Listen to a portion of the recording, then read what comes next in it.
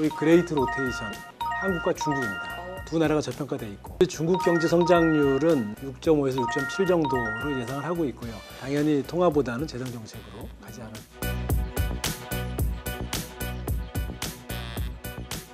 시청자 여러분 안녕하세요. 2017년 연간 증시 대전망. 오늘은 중국 경제와 증시 전망, 그리고 그에 따른 국내 증시 영향력까지 알아보겠습니다.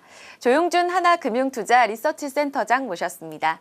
안녕하세요. 네, 안녕하십니까? 네, 너무 영광입니다. 별 말씀을요. 네, 센터장님, 이제 중국 자세하게 좀 들여다볼 텐데 증시부터 여쭤볼게요. 사실 지난해 2016년은 선진 증시 대비로도 신흥국 증시 대비로도 중국 상해 종합지수, 심천 증시 모두 다 좀 부진했던 게 사실이잖아요. 선강통이 실시됐는데도 불구하고 조금 실망스러웠다는 평가가 많이 나옵니다.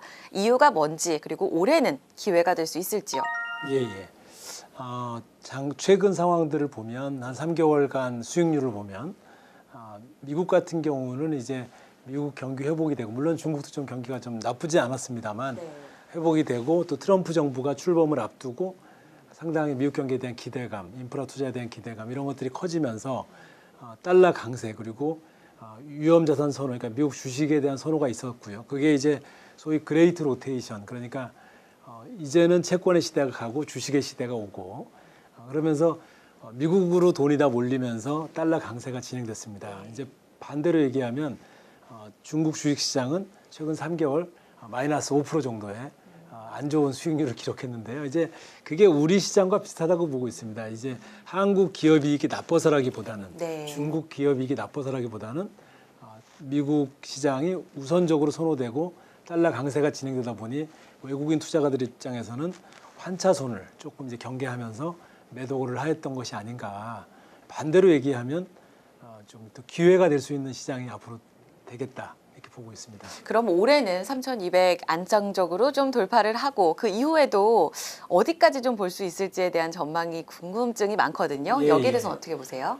올해 저희 회사에서는 2017년에 가장 유망한 시장으로 보는 시장이 한국과 중국입니다. 왜냐하면 밸류에이션으로 놓고, 그러니까 이제 PER로 놓고 보면 기업 이익과 이제 주가의 비율을 보면 미국이 2017년 기준으로 17배가 좀 넘고요. 반면에 중국은 11배, 한국은 10배입니다.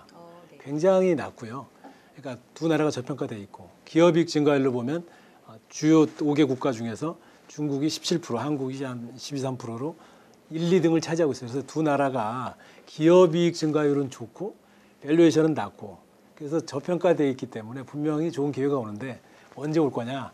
저희들이 볼 때는 환율이 다시 강세로 가는 시기에 외국인 투자가들이 들어오면서 좋아질 거로 보는데, 일단은 트럼프 정부 출범하고 이후부터 4월에 미국 재무부 환율 보고서가 나오기 때문에 사실 트럼프 정권이 이제 선거 운동할 때부터 중국을 환율 조작국으로 지정하겠다 이렇게 했기 때문에 위안화는 이제 강세 전환할 것으로 예상을 하고 있어요. 결론적으로 얘기하면 2, 3월 또 늦어도 4월 정도에는 위안화 강세로 가고 외국인 매수가 들어오고, 수급적으로나 펀더멘탈하게나 그레이트 로테이션의 다음 주자는, 미국 다음 주자는 저희들은 중국하고 한국이라고 보고 있습니다. 그렇군요. 대외 변수로 지난해는 부진했었지만 올해는 기회의 장이 될 수 있다는 부분에서 특히 저평가 메리트까지 갖고 있어서 중국 증시가 더욱더 기대된다는 측면이신 것 같습니다. 경제 쪽으로 가볼게요. 아직 중국 당국에서 이 올해 경제 성장률 전망치를 공식적으로 발표하진 않았습니다. 지난해에 이어서 이제 중국도 L자형 저성장 시대로 접어드는 게 아니냐 하는데 올해는 어떨까요? 저희들이 중국 경제 성장률은 요약해 보면은 2016년하고 비슷한 6.5에서 6.7 정도로 예상을 하고 있고요. 기간별로 본다 그러면 상고하죠. 왜 이제 상고하냐면 기저효과죠. 작년 상반기가 위안화 쇼크가 났었어요. 올해랑 비슷한, 올해는 좀 그거보다는 적은데 그때는 이제 중국 위기설까지 돌아가, 실제와 상관없이. 그래서 이제 작년 상반기 굉장히 안 좋았기 때문에 기저효과로 상고하죠. 제가 한 2, 3주 전에 12월 하순에 중국에를 다녀왔습니다. 뭐 여러 투자하는 기업들도 좀 가보고 중국 증권사 애널리스트들도 만나고 이코노미스트들 만나고 했는데, 이코노미스트들 만나면서 제가 들은, 그러니까 같이 얘기한 것들은 트럼프 정권이 확정된 이후로 중국 경제 성장률을 상향시키고 있다. 전망을.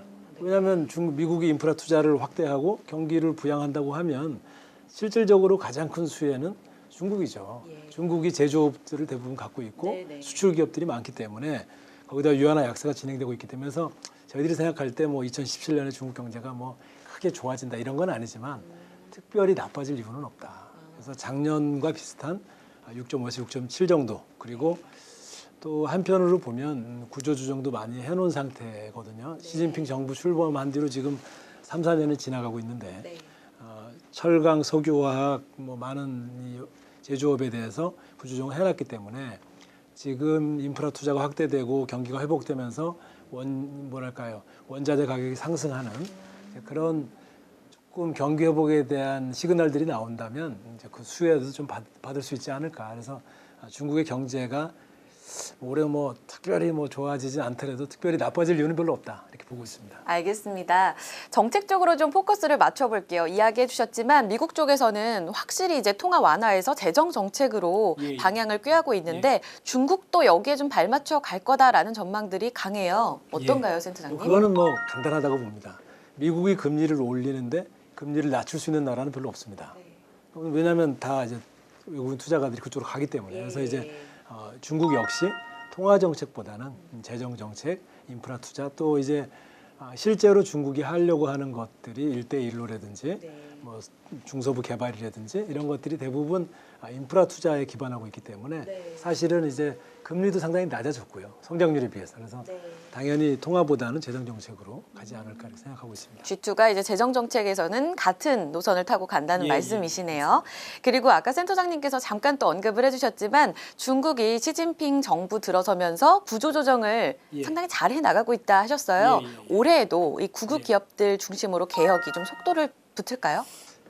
올해는 조금 다를 수 있다고 봅니다. 이제 한 3년간 이제 국유기업 개혁을 많이 했죠. 그리고 올해도 뭐 하긴 할 텐데 이제 예를 들면 철강 같은 경우도 매년 10%씩 줄여서 철강제 가격이 오히려 반등하는 이제 그런 상황이었는데 올해는 아무래도 미국의 이제 인프라 투자 그리고 감세 뭐 이런 재정 정책 이런 것들 때문에 원자재 가격이 상승하고 이머징 경기가 좀 회복될 수 있다 그러면 이런 이제 한마디로 올드 이코노미 이 제조업들이 가격이 오르면서 매출액도 증가할 수 있는 그래서 구조조정 효과를 올해는 오히려 볼 수 있는 우리나라도 비슷하겠죠. 뭐 그런 시기가 아닐까 싶습니다. 네, 외교 정책도 궁금증이 많습니다. 지금 트럼프 정부가 이제 이달 새롭게 이제 출범을 할 텐데 갈등에 대해서 벌써부터 좀 조짐이 나타나거든요.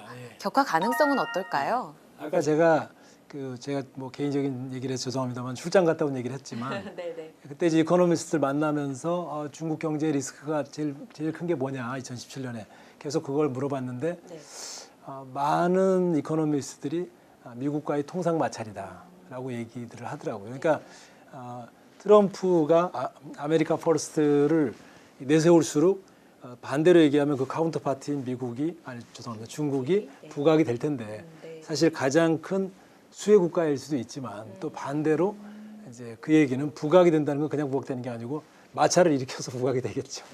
그래서 이제 통상 마찰이라는 것이 뭐 상당히 이제 민감하게 진행될 거다. 근데 뭐 우리가 과거에도 많이 보지만 강대국들끼리는 전면전은 잘 안 하기 때문에 뭐 크게 뭐 이렇게 우려하고 있을 정도는 아닙니다. 그렇군요. 그러면 중국에서 이제 4차 산업과 관련된 섹터에 있어서는 국내가 약간 후발주자가 되고 있는 흐름이잖아요. 그렇다면 부품주들을 그러면 오히려 부품주들을 조금 더 주목해 봐야 될 것 같고 그럼 또 반대로 국유기업의 개혁을 통해서 1차 제조업들이 조금씩 구조조정이 나서고 있다면 여기에 따른 국내 업종의 어떤 수혜도 기대해 볼 수 있지 않을까 싶은데 우리나라 증시도 저희들이 아까 말씀드린 것처럼 한국과 중국을 올해 가장 유망한 시장으로 저희 하우스는 뽑고 있는데 한국 같은 경우도 4차 산업에 따라서 가장 큰 수혜를 받고 있는 것이 우리나라 IT입니다. 그러니까 이제 소프트웨어적인 측면은 아직 개발이 안 되고 있지만 하드웨어 측면에서 4차 산업이라는 것은 모든 기기들을 한마디로 얘기하면 요즘 광고도 나오던데 살아있게 해주는 거죠. 똑똑하게 해주는 건데 그 얘기는 다 이 사물 인터넷으로 이 반도체가 모든 사물에 들어가야 되는 거죠. 기기들에 들어가야 되는 거죠. 그래서 반도체에 대한 수요는 4차 산업에 대한 투자가 커질수록 계속 커질 거로 보고 있고요. 또 반대로 이 커뮤니케이션을 또 기기란 사람이 한다 그러면 디스플레이는 수요 계속 늘어날 거다. 그래서 우리나라 주력 IT는 계속 좋을 것 같고, 그거는 뭐 사실은 중국의 영향뿐이 아니고 전 세계적인 영향일 것 같고, 그다음에 우리 구경제 같은 경우도 이미 이제 구조조정을 중국과 같이 몇 년 해왔죠. 네네. 거기다가 미국이나 중국의 인프라 투자, 뭐 경기 회복 노력 이런 것들이 좀 가시화되는 시점이기 때문에 그 수혜도 좀 예상이 되고요. 그리고 또 뭐 자동차라든지 기존 수출 기업들도 지금 환율이 1,200원이 넘었기 때문에 또 기업이익 증가가 있습니다. 그래서 뭐 전체적으로 우리 증시도 긍정적 영향을 받고 있다. 다만 환율이 강세로 가는 시점이 중국하고 똑같죠. 환율이 강세로 가는 시점이 우리 증시가 본격적인 회복을 하는 시점일 것이다라고 보고 있습니다. 알겠습니다. 오늘 말씀 너무 감사합니다. 아닙니다. 예. 네, 지난해 중국 증시는 대외 변수로 인해서 펀더멘털이 개선되고 있음에도 불구하고 상대적으로 조금 미진한 모습을 보였습니다. 하지만 올해부터는 국유 기업들의 개혁으로 인해서 본격적인 그 효과가 나타나면서 증시 자체도 개선될 뿐만 아니라 여기서 저평가 메리트까지 부각될 수 있다는 평가가 나오고 있습니다. 조용준 센터장은 중국 증시에 있어서 전 세계 글로벌 증시에서 가장 기회가 될 수 있는 올 한 해를 맞을 수 있을 것으로 전망하고 있습니다. 투자자 여러분들도 이에 대한 시각 같이 참고해 보시면 좋을 것 같습니다. 지금까지 토마토 인터뷰 소통 함께했습니다.